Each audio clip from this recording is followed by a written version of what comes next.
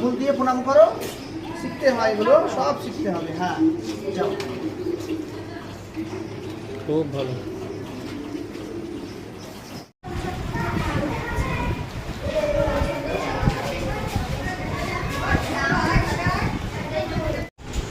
বাংলা তথা ভারতবর্ষের স্বাধীনতা সংগ্রামী সুবোধ মুখোপাধ্যায়ের সুযোগ্য সন্তান শ্যামাপ্রসাদ মুখোপাধ্যায়ের জন্মদিবস আমরা বিদ্যালয়ে পালন করছি।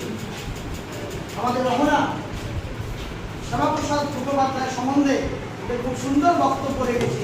আর শ্যামাপ্রসাদ মুখার্জির জন্মদিন।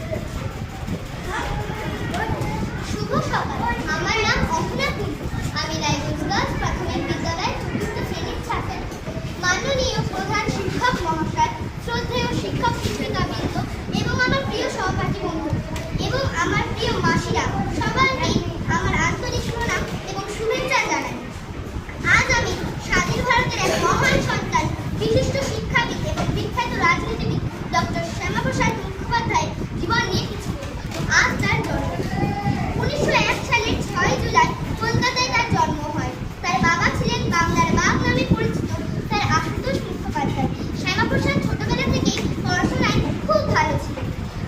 আজ 6 জুলাই বাংলার বিশিষ্ট শিক্ষাবিদ, রাজনীতিবিদ, সমাজসেবী ডক্টর শ্যামাপ্রসাদ মুখোপাধ্যায়ের 125তম জন্মদিবস।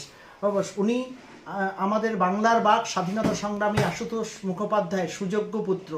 তো তিনি আমাদের পশ্চিমবঙ্গ রাজ্য গঠনে ওনার অবদান অনস্বীকার্য।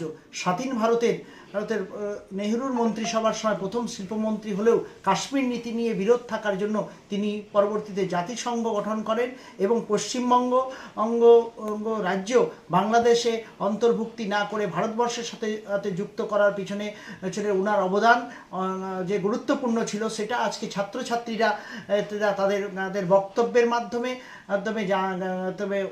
আলোচনা করেছে, শিক্ষক শিক্ষিকারা আলোচনা করেছেন এবং ছাত্রছাত্রী, শিক্ষক শিক্ষিকা এবং গার্জিয়ান সকলে মিলে ওনার প্রতিকৃতিতে পুষ্পার্ঘ্য নিবেদন করেছেন। প্রতি বছরই আমাদের ওনার জন্মদিবস বিদ্যালয়ে পালন করা হয়। এবছরও শ্রদ্ধাপূর্ণ উপায়ে ওনার জন্মদিবস পালন করা হলো।